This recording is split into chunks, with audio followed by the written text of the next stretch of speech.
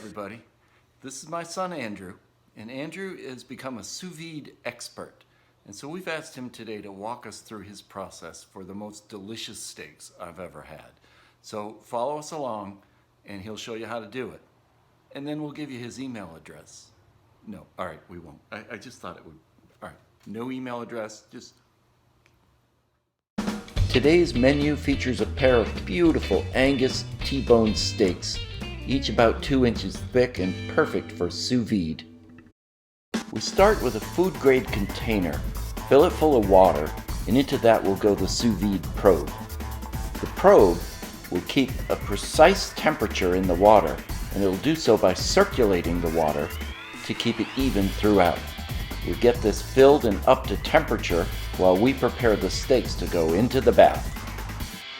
The only seasoning this gets is salt and pepper. We don't want to interfere with that great beef flavor. Did I mention there's vacuum sealing involved? We start by sealing the end of a tube of empty bag. The seasoned steaks go into the bag and get vacuum packed and sealed tight so they won't make contact with the water.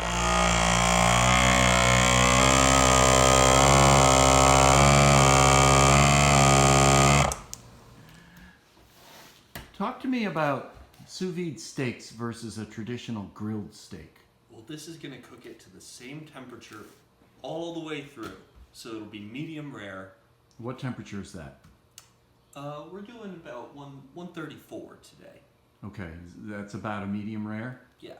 Okay, so it'll be, how long will that cook? These are pretty thick, so we'll put them in for about 2 hours. 2 hours, but they're not going to be overdone because they'll never go over the medium rare temperature. That's right. Beautiful. And when they come out, they're going to look delicious, right? No, they'll be gray and pale and ugly, and then we will sear them to make them look much better. Okay, so we'll put a sear on them. That'll be the last thing we do. But those babies are going into a nice hot water bath for 2 hours at a temperature setting of medium rare.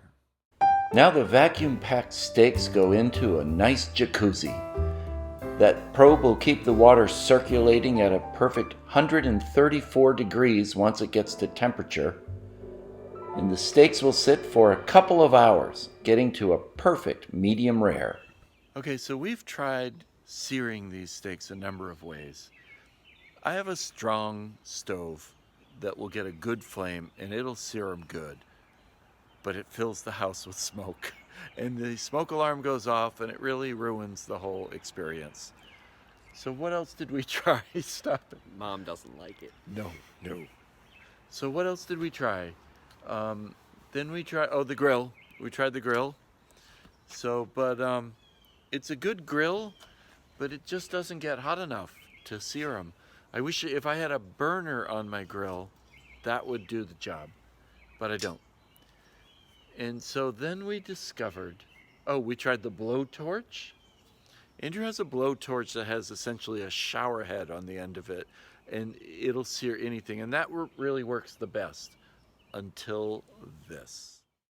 An outdoor cooker like you would use on a deep-fried turkey is perfect for getting this cast iron skillet red hot for a great sear without filling the house full of smoke. Now that our searing station is ready, we've gone our 2 hours and the steaks come out of their bath. It doesn't look great now, but the sear will fix all that. After a stern talking to about never doing this on the deck again, our skillet is red hot and we're ready for the sear. And now we listen for this sound.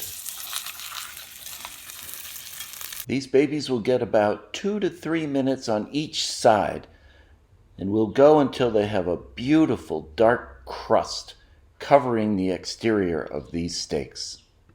A red-hot branding iron puts a T for Tone Man, or T-bone. And here's our beautiful steaks. Tonight they'll be paired with roasted potatoes and green beans. And let's cut into these beauties. You can see as it cuts open, beautiful pink center from edge to edge. Except for the sear, it's cooked to a perfect consistency, top to bottom. Great job, Andrew. And thanks for showing us how to sous vide a steak. This has been a production of Tone Man Blog.